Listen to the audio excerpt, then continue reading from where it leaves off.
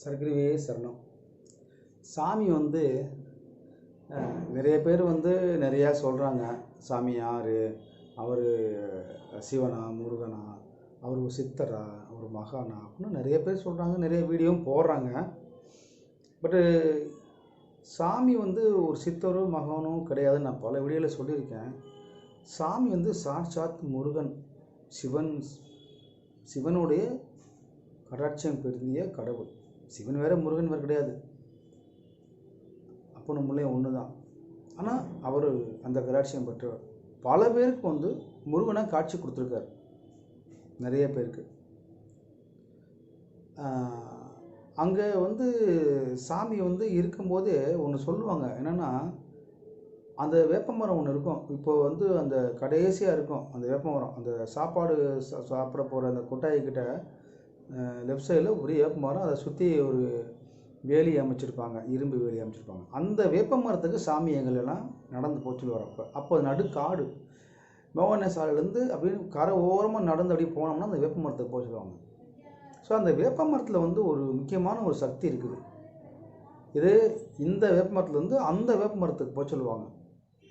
இந்த வேப்ப மரம் இப்போ என்ட்ரன்ஸில் இருக்க வேப்ப மரத்துலேருந்து அந்த வேப்ப மரம் பார்த்தீங்கன்னா ஒரு நேர்கோட்டில் இருக்கும். அந்த வேப்ப மரத்தில் போய் உட்காந்துட்டு வாங்கன்னு சொல்லுவாங்க. அப்போ அங்கே அம்பாள் நிறைஞ்சிருக்காங்க. அந்த வேப்ப மரத்தில் அம்பாள் நிறைஞ்சிருக்காங்க அப்படிங்கிறத மறைமுகமாக சாமி வந்து சொல்லியிருக்காங்க.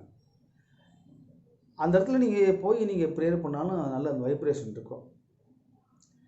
அதே மாதிரி எத்தனையோ குழந்தை இல்லாதவங்களுக்கெல்லாம் சாமி குழந்தை கொடுத்துருக்காங்க. வசதி வாய்ப்பு இல்லாதவங்களுக்காக கேட்டு பணம் காசு கொடுத்துருக்காங்க. வீடு வாசல் கட்டணும்னாலும் கட்டி கேட்குற வரம் எல்லாமே கொடுத்துருக்காங்க. அவங்க அங்கே போய் சாமிக்கிட்ட இன்னது வேணும், இன்னது செய்யணும்னு தைரியமாக கேட்டவங்களாம் பெற்றுட்டாங்க. பட் எனக்கு அந்த தைரியம் இல்லை. நான் வந்து மனசுக்குள்ளே தான் வேண்டிக்கிடுவேன். சாமிகிட்ட நேரெல்லாம் நான் போய் வந்து இது வேணும் அது வேணும்லாம் கேட்டதே கிடையாது. ஆனால் நான் பார்க்கறதுக்கு நிறைய பேர் நேரடிய கேட்டுகளுக்கெல்லாம் கொடுத்துருக்காங்க. சாமி கொடுக்காமலாம் இல்லை, நிறைய கொடுத்துருக்காங்க. நம்ம மனசுக்குள்ளே நினச்சாலே சாமிக்கு வெளியே தெரியும். நம்ம வந்து கேட்டால் தான் கிடைக்கணும் இல்லைங்கிறது எனக்கு ஒன்று அதை சொல்லி கொடுத்தது. அதனால் நான் கேட்க தைரியம் இல்லை. நம்ம மனசுக்குள்ளே ப்ரேயர் பண்ணுவோம். இன்னொரு விஷயம், சாமி வந்து ஒரு யார் அப்படின்னு நீங்கள் பேசும்போது பார்த்தீங்கன்னா, இந்த பூமியில் நமக்காண்டி சாமி இந்த மக்களுக்காகவும் இந்த பூமியில் பூலோகத்தில் இருக்கிறவங்க காப்பாற்றுறதுக்காகவும் தான் வந்தவங்க பூமிக்கு. இவங்க வந்து வேறு எந்த நோக்கத்துக்கும் இங்கே வரல.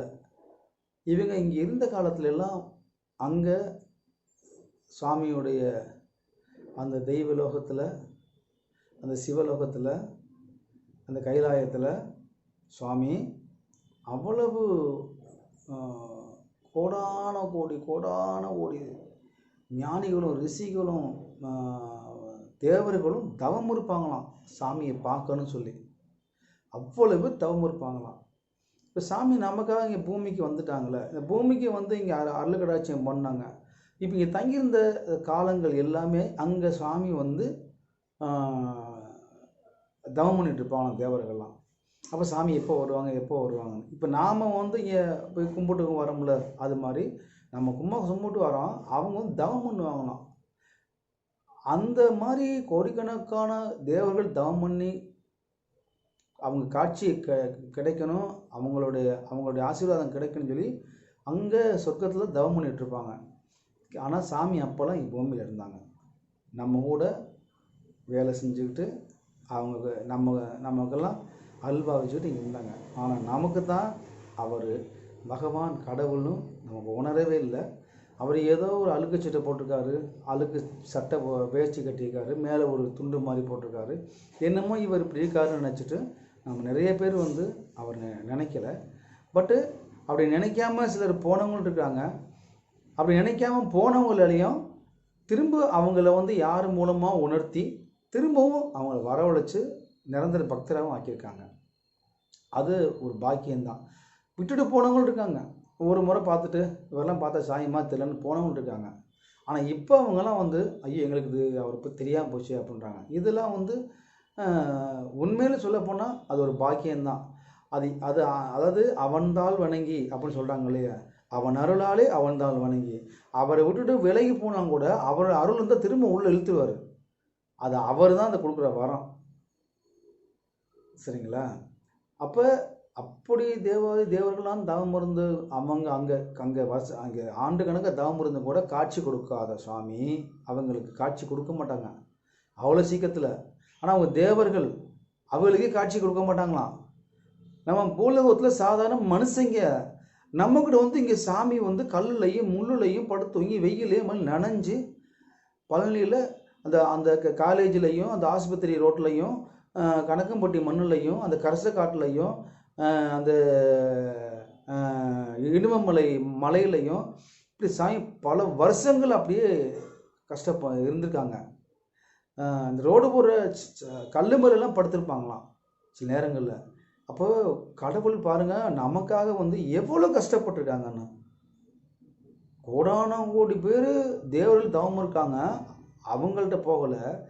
நம்ம சாமியை சாமினாவே நினைக்காம இருந்திருக்கோம், இங்கே வந்து சாமி இருந்திருக்காங்க. அப்போ எந்த ஒரு விஷயத்தையும் சாமி நம்ம கேட்டே செய்யலை. நமக்காக இந்த பூமி நல்லா இருக்கணும், இந்த மக்கள் நல்லா இருக்கணும், இந்த பூமிக்கு எந்த ஆபத்து வந்துடக்கூடாதுன்னு சொல்லி இங்கேயே தங்கியிருந்து சாமி காப்பாற்றிருக்காங்க. இதுதான் உண்மை, இதில் எந்த மாற்றமும் இல்லை. பகவான் சாட்சாத் சத்குரு, அவர் சிவபெருமான், அவர் தான் முருகன், இதில் எந்த மாற்றமும் இல்லை. சர்க்குருவே சரணம்.